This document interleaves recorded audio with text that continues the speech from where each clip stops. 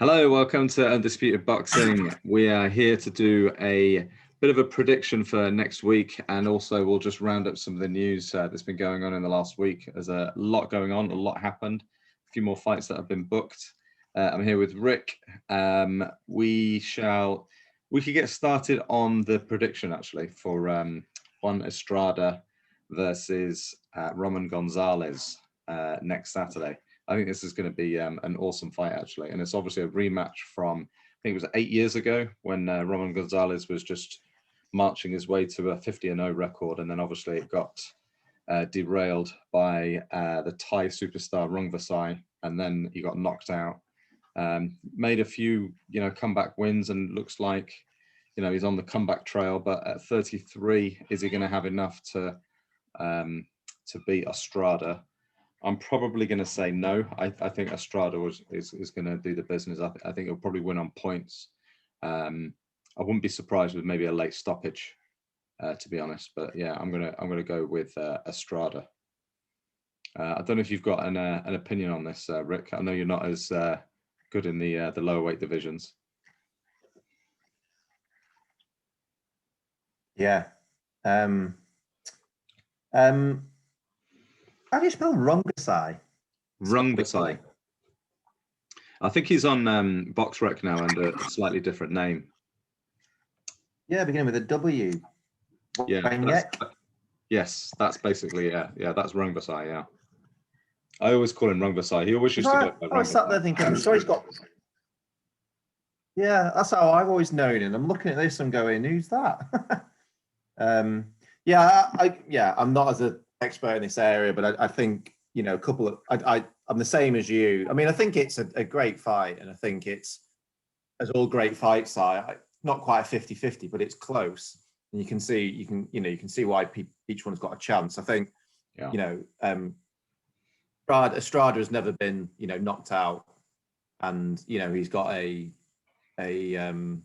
relatively good knockout ratio. Not as good as Chocolatito, but it's not bad. And I just think as well, we were talking about it before this. One's 30, one's 33, and 33 is getting quite old for that weight division. Yeah. And 30 is about the bang on age for prime. So more for that really. I lean towards Estrada. Yeah. So but it should be a good one. Where is it? It's in the States, isn't it? But where is it? Got a crowd. I believe it's in California. I don't actually. Do you know what? I don't actually know. I'll need to have a quick check on BoxRec. But next Saturday, it's the only really meaningful fight I think for next weekend that I'll be sort of taking an interest in, and we'll try and watch it. And then obviously after that, Texas. In Texas, okay, yeah. All right. Well, let's get straight into the news. So I WhatsApped you. When did I send you that message of Joseph Parker and Kevin Barry splitting? It was on Wednesday or Thursday. I think it broke. I think Thursday. It's weird because I'd watched a video with who's his manager, his Kiwi manager. He's always a good laugh. David Higgins. Parker's David Higgins, and he mentioned nothing of it. Yeah. He mentioned Barry and that they were making decisions on training camps and stuff, but didn't mention any of that. So when you sent that through, I was like, where have you got that from? And then, I looked it up as well, and it seemed to be right. And then Hearn mentioned it in a video as well. And I have bits of. I suppose I'm more surprised because I'd only seen like a video of Higgins the day before, and nothing was mentioned. I think there's been a few calls for people to get rid of him because he's not really moved on. Yeah. He's taken him to a certain level, and does he need, help? But there's not really much detail about it, is there really? It could be either he think he needs a change, or it could be that he wants to be trained in New Zealand and Barry's based in Vegas. Yeah. Yeah, I was kind of wondering whether he would maybe either move to the UK or move to the US, for the next 5 or 6 years. You've only got one career. because I don't know, being based in New Zealand, do you think that's a slight disadvantage for him? Because, you know, all the action really is in Europe and the US. But yeah, it'd be interesting to see what he does with his training camp. It's a problem at the moment. I think it's a problem at the moment. I don't know if this is the reason, but you know, there's not a great deal, you know, with lack of travel and stuff. There's not a great deal of sparring partners in New Zealand to get yourself ready for. Yeah. You know, so it seems. I mean, I don't know what they've decided, whether he's going to train somewhere. But you're right. I don't think New Zealand's the right place now, even now, to do a training camp for Chisora. Yeah. Yeah, I don't think there's any announcement yet, but it looks like that Chisora fight is gathering some momentum, and looks like it's pretty much on for the 1st of May, which is only 10 weeks away, 10 or 11 weeks away. A quick turnaround. I mean, they said that it's doable because the contract is already in place from last time, and you know everyone's happy with it, and it's just more about working through the ifs and buts depending on crowds and stuff. So, but I think Higgins was saying if it's not sorted by the weekend, we probably won't go for it because you know we need to be getting things sorted from next week. Yeah. Because I mean, for a big fight, you usually need a 12-week camp, don't you? Now, if you've just come off a fight, you're pretty fresh. Yeah. So you can probably have a week off and then get back on it and do, you know, so it is doable. And I didn't take much damage in the last fight, did he? So no. It is doable, but there's no hanging around. You need to kind of know this week, don't you? Yeah. Yeah. Yeah. I'm actually. I don't necessarily think it's a pay-per-view fight, but I do think it's an interesting fight, and it's a fight that probably makes sense for both. I think for a Parker win, it gets him pretty much back into the top 10 contention for the heavyweights, and you know, knocking on the door again for potentially a world title, especially when the belts are going to be fragmented again. So yeah, and if Chisora wins, of course, it kind of makes him sort of relevant again. You know, beating former world champion. Yeah. Well, I think you're right. Well, question mark about should it be pay-per-view, but I think it will be pay-per-view. I just think they'll really beef the card up. They'll have to. And you know, and that's great for like me and you, because me and you would probably pay for Parker Chisora just because we love boxing. So if we have to, we pay for it. But for us, we get all bonuses of like other good fights because they know that other people won't just buy it off that. So hopefully it'll be a really good card. I like hear Katie Taylor will probably be on it, and you know, quite a few others. So Chris Eubank Jr. as well, apparently. And while we're talking, yeah, and you might get Hrgovic Hunter.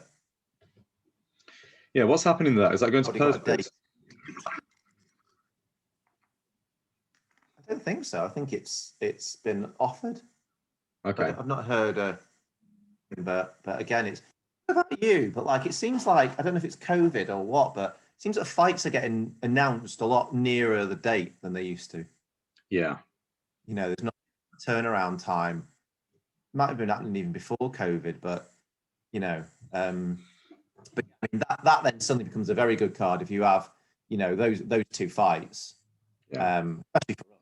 I mean, the general public probably might know Hrgovic, and no doubt they'll throw a few other, you know, fan favorites in there, like, you know, if the Savage is back and stuff like that. Although really missing him, he's not on. He's not on. Yeah, he's not on there. Thingy's White's card, is he? Because he's injured, and so they might have him for that. And then just beginning of May, on the 8th of May, it looks like Buat. I think it's the 8th of May, or it's definitely a bit, you know, within May. Buatsi looks like he's fighting. No opponent yet, but good to see him back out because obviously he had a tough fight last year and hurt his eye. Yeah. And we got Canelo and Billy Joe, and it's interesting that it's either going to be Vegas or Texas, and they think that more likely to be Texas because they think in May that stadium could even be absolutely full, or they could get full capacity. Right. So that makes a big difference. So they'll have Joshua Buatsi and Canelo on the same night. Well, I don't know if maybe they'll wrap it up as part of the package or something, or maybe it'll be a good selling technique. Maybe they'll be showing it on. Oh no, it's on DAZN though, isn't it? Yeah. And Buatsi will be on Sky, so it'll be separate. Separate. Yeah. It'd be interesting to see who they're going to put Buatsi in with. I did hear talk about them putting him in with Sullivan Barrera. I think he really needs a bit of a step up, but he's had a bit of a kind of a stop-starty career, I think, Buatsi. I think he is one of those fighters that only really likes to fight if he's absolutely 100%. I think there's quite a few fights that were postponed sort of last year. And I think as a prospect, he's actually been quite inactive. I think he's one of those that needs to be out every kind of 8 to 10 weeks. You know, you need to really kind of start racking up that record. So it'd be good. He really needs a big year, actually, Joshua Buatsi, I think. Yeah. Well, if he's fighting in May, you'd like to think he can get another 2 in after that, but yeah, we'll see. Taylor Ramirez, that's done now for is it 22nd of May or 22nd? 22nd of May, yeah. Excited. Yeah, light welterweight, undisputed, fantastic fight. That is going to be awesome, and it's great actually that fights like that are getting made. I mean, it's one that made sense, and I think we all knew it was going to happen. They're both under Top Rank. It'll probably be on BT as well, and I think it's a really fantastic fight. For some reason, I don't know why, like Josh Taylor just seems to kind of go under the radar. You know, he's clear for me, pound for pound #1 in Britain right now. If not Tyson Fury, it's got to be Josh Taylor. Like, he's just absolutely steamrolled through every competition that he had. He was an underdog against Regis Prograis, and he beat him. And if he wins this, he's going to go down as, I don't know, one of the greats of this period, this generation. Absolutely brilliant from Josh Taylor. But yeah, that is going to be a great fight. What do you think? Do you reckon he'll get a lot more kind of notoriety if he wins over here? I mean, it'd be interesting to see how much the top. It could be a little bit eclipsed by Billy Joe Saunders actually, because I don't know. There wasn't tons of talk about Callum Smith going in with Canelo. It's almost like Canelo over here is not like a Mayweather or anything like that. Do you know what I mean? Yeah.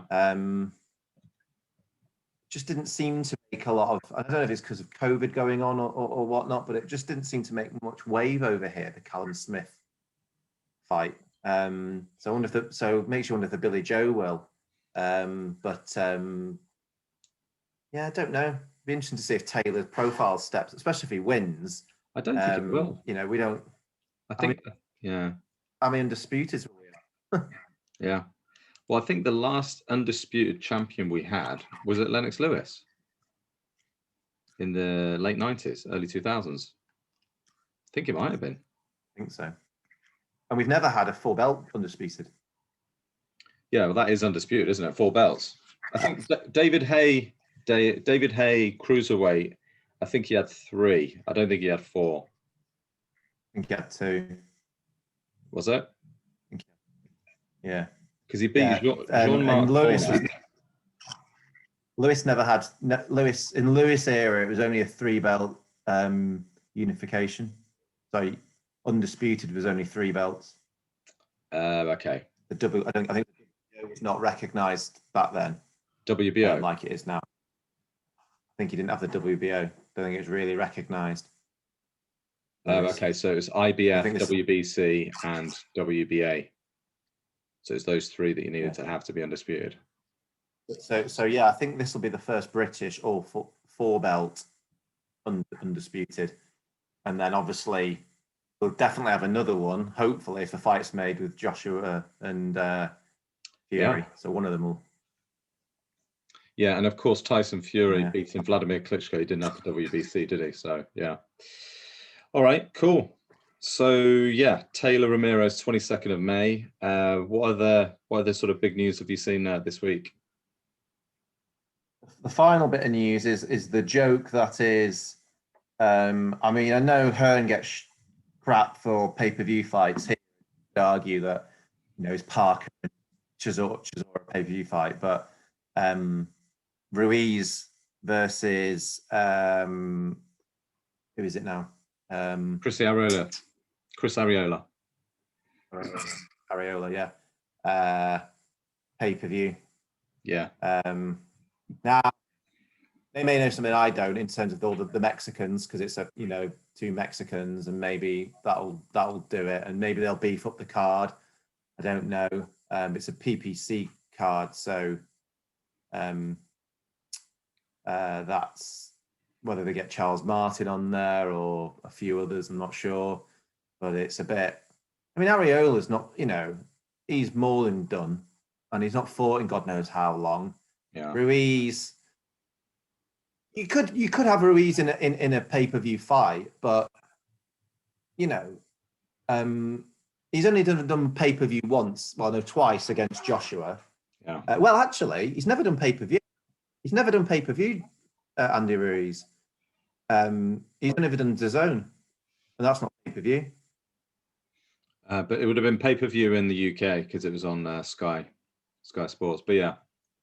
I mean more America, because that crap won't be pay-per-view in the UK. No.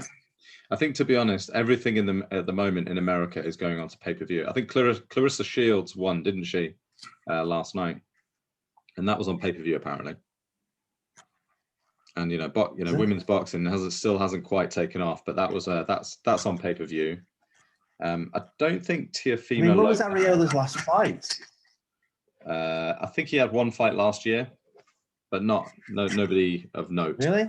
I think he did have one last year. Against himself? Pardon? Against himself? Against the fridge? I'll need to let me just double check. I don't think it was against anybody of any note, but maybe it was in preparation for this potential fight coming up. But how old is he now? Doesn't have his age on here. Have you seen those pictures of Ruiz as well? Apparently lost loads of weight. Now, don't get me wrong, I reckon he's lost a bit of weight, but there's this one picture and the angle's all the way up there and it's looking down upon him, and it's like, that's just easily all the angle that's done that. But then any of the training you see him doing is all in a t-shirt, and I'm just like, you're still fat though, aren't you? You know, I've no doubt he'll come in lighter, probably lighter than this Joshua fight, but still, he won't look great. Yeah, no, I think it's just that, you know, that's the kind of condition he'll be in for the rest of his career now. Yeah, I'm not reading too much into that, but you know, he can fight, and I think he can be in some exciting fights. Yeah, Chris Arreola's last fight was Adam Karanaki in 2019. So he lost, didn't he? Yeah, he lost, to Adam Karanaki, yeah. So how come we can be on pay-per-view? Yeah, we can debate this all night. I think it is what it is. Adam Karanaki. It's amazing because go on. Because like, you could argue about Chisora, you know, he got beat, and fair enough, but like, he got beat last year against Usyk. So it's a bit like, you could still argue that, I get it, but this is a different, you know, ball game. Losing to Kanaki 2 years ago. Yeah, it's different level, but I think it's just something they're doing in America. Yeah. Anyway, so when is that? So that's in a couple of months. I don't think we've got an actual date yet, because I looked on BoxRec. It's not on BoxRec, but what do you think is going to happen here? Do you think they'll, you know, if this is in kind of, I mean, April and May look quite busy now, so whether they'll slip this in early June, don't know. But do you reckon they'll get one in spring? That'll be in spring, and do you reckon they'll get Wilder out in spring, and then it'll be later in the year, Ruiz versus Wilder? Or do you think they'll try and keep them up? PBC will try and keep them apart? I think they'll keep them apart. I don't think they'll, because Wilder is still kind of holds a bit of a golden ticket for the winner of Joshua Fury, and I think they'll bring him back in against somebody that is low risk, get him another win. Hopefully looks good. He knocks somebody out. You know, somebody like a Charles Martin or somebody like that, and then I think they campaign then for the win of Chisora, Fury, AJ, probably 2022. I think they just bide their time. They'll need 2 fights this year, though, won't he? They'll have 2 fights this year. I don't think Wilder so... will do anything spectacular this year. He'll maybe have 1 or 2 fights against nobodies, but kind of keep relevant, keep banging on the door, and then he will fight potentially the winner of Fury AJ. And I think it's still a big fight. That's what I think will happen. I think Ruiz is. I mean, it's and in the background. In the background, they'll keep Ruiz going and then throw him in with. You know, I think they'll probably just try and keep them apart. Yeah. Keep them busy but looking good, and throw them in against one of them, or wait till a belt becomes available. And you know, that might be another thing. They might. It depends. It's like if Wilder has a couple of fights. Well, actually, Wilder could have 1 fight, and then he could be up for. You know, the WBC will become fragmented. Yeah. And you know, does he fight a Dillian White or you know? But then there's a if you get beat off White, you've lost that mega fight, then haven't you?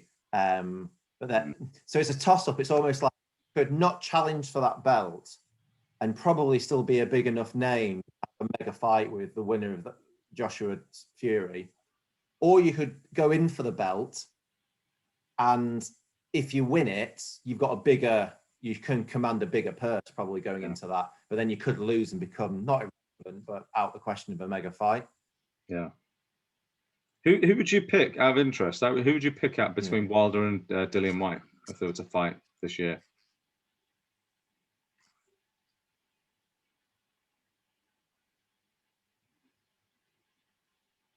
It's hard because I think I would normally pick. I think you know. Again, neither would surprise me. I don't know because both have just lost, and you don't know what they're going to come back like. Yeah, it's a really difficult question. I think before beat, I think Wilder would have probably won. I get the feeling Wilder's more by his defeat than White, but will become clear. I actually think Povetkin would be a really nightmare fight for someone like Wilder because, I think a lot easier than White did. I think he'll just swing and get caught, and I don't think his punch resistance brilliant. Wilder, don't think he's got great punch resistance. He's always got away with it to some degree. I say get away with it. Been there to see. I mean, Ortiz got without anything really clean. Look what Fury did. Brazil pushed him back with the right hand. So did Gerald Washington. He's fundamentally very good, Povetkin, and he'll read that right hand coming in all the time. It's just he'll be there for taking later on, and with a Wilder can do something then. But so it's all interesting. I mean, I think those three could fight, and there'd be different results each day. Yeah, I think you make a good point. I think Wilder is damaged more by his defeat than White is. White seems a little bit more mentally stronger, although his punch resistance I don't think is going to be as good. I think Dillian White would probably just, I'd probably back Dillian White in that actually against Wilder. But interesting. When we see them again, if White can get through Povetkin, then he's going to be more or less through his damage. Yeah. And the problem is Wilder will fight and he'll still be damaged probably. Yeah. Even if he gets Yeah. There you go. All right. Other news, just to rattle through some other things. Devin Haney versus Jorge Linares looks like it could be done for May, is what I'm hearing. But I don't know if you've May's looking great. Pardon? May's looking great. I know. It is. I don't know if you're not on Twitter, are you? But Devin Haney and Lomachenko have been going at it on Twitter. And it looks like that's maybe gathering some pace. That could be, that would be my preferred fight, Haney versus Lomachenko. But because I think Linares really is a spent force now. And I think Devin Haney doesn't really... He's a good name though, isn't he? He is, yeah. He's still a good name. And you'll get him cheaper, and it's a good level before the very top. Yeah. And it's actually probably going to be the best fighter in the lightweight division that's available and willing to fight Haney. And Haney, you know, he does need. He's kind of playing. I feel like he's playing catch up to Teofimo, Ryan Garcia, and Gervonta Davis. So he needs a big win. But yeah, we'll see what happens there. Andrade versus Williams has now got a date, 17th of April. That'll be in Providence. There's talk, you might find this interesting. There's talk of Hughie Fury versus David Price. Don't know if you've heard much about that. That could land. Price has been quite quiet. Yeah, very quiet. But that could land maybe on one of the Matchroom pay-per-view cards. But I think that would be quite interesting, actually. Hughie Fury in there with a big puncher like Pricey. Yeah, shame though, because Pricey won't have had much. You know, it's like a do or die fight without any warm up. But I wouldn't be surprised if that's on the 1st of May. They may have just said to him, "Listen, you want 100 grand, fight. You know, fight Fury." And it's one of those again. The benefit of that is, if he's in decent nick, he's got some time to get himself ready. He's not in with a big puncher, and he'll probably like that. It's 100 grand or whatever. And if he got beat off Fury, it doesn't really diminish where he is now. No, it's kind of a shot for nothing almost. Yeah. So yeah, I'm going to keep an eye on that one. Manny Pacquiao. Have you heard that, by the way? Pardon? Where have you heard that? It's on Boxing News 24. Yeah. Manny Pacquiao versus Mikey Garcia is apparently in advanced talks. Yeah, so that'll be quite interesting. Although I don't understand why Manny Pacquiao has relinquished his WBA belt. If he was planning on fighting Mikey Garcia, could have just kept his belt. But I mean, both of those fighters, they need to get busy. I mean, they've been inactive, very inactive. But I think that would be a very good fight. Yeah. It does make sense. Just going back to price, it makes sense. You know, if you want to sell a pay-per-view, real pricey out, that'll get you a few, get you another 30, 40 pay-per-views. Yeah, exactly. You know. And then the last... Yeah, Parker Chisora. Yeah. Hughie against who did we say before? Hunter. And then Fury Price. All right, isn't it? Yeah. That's my 20 quid. It'll probably be 30 quid now. They're probably going to any word from any word from Triple G? No further news yet, but it's looking more and more likely he's going to fight Jaime Munguia. Yeah. That May as well. Everything's going to land. Yeah, I think it probably will be May. But I'm not. That's all I'm hearing. I'm not hearing about Triple G fighting anybody else apart from Jaime Munguia. Yeah, and Gilberto, staying with the Mexicans, Gilberto Ramirez has signed with Golden Boy. Looks like he'll have a tune-up fight, and then he's going to fight Dimitri Bivol in the autumn of this year, probably for a belt. Which I think will be a fantastic fight. It'd be great to see Gilberto Ramirez, in that light heavyweight mix. Been a big fan of Gilberto Ramirez. Really, really like him. So, yeah. Last one to end on, actually, because I know that you saw this fight. Tony Yoka. We haven't really talked about Tony Yoka on this channel before, I don't think.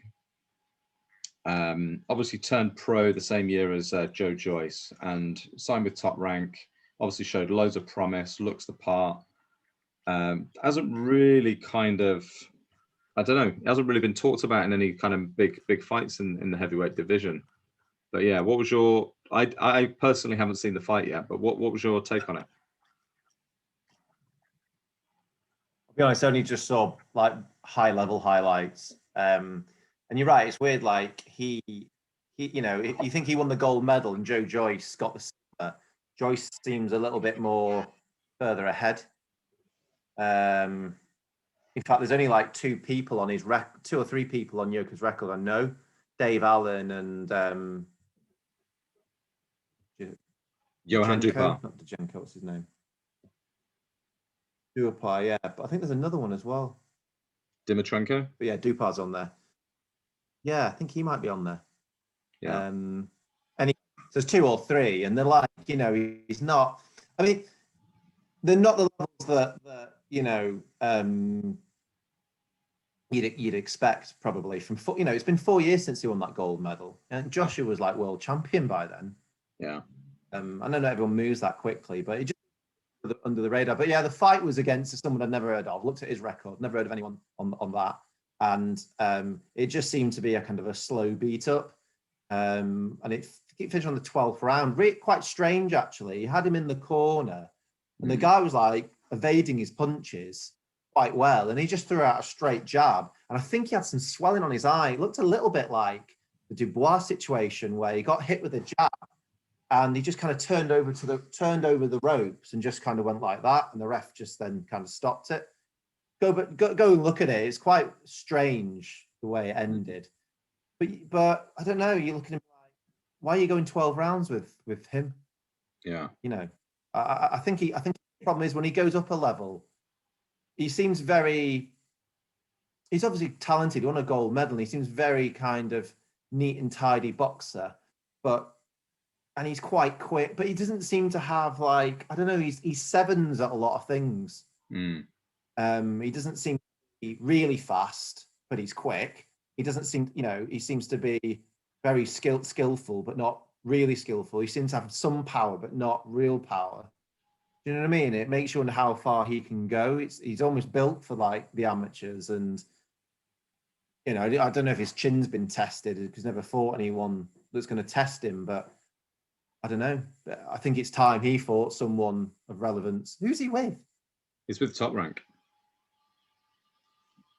He's with Top Rank. I think that might be one of the problems. I don't think. I mean, Bob Arum is kind of losing the plot a little bit, isn't he? But have they got a lot of heavyweights at Top Rank, apart from the obvious? Like, I mean, who would you put him in with next? And where do you see him in this kind of, you know, the heavyweight mix? He's obviously not in your top 10. No. Is he in the top 10 with any of the governing bodies? Probably. They'd have anyone in. I don't think one of them will probably have him in. I'll have a quick look. You know, I don't think we quite know his potential. So I'm not writing him off or anything. It's just I need to see more of need to see him in with someone. Yeah. You know,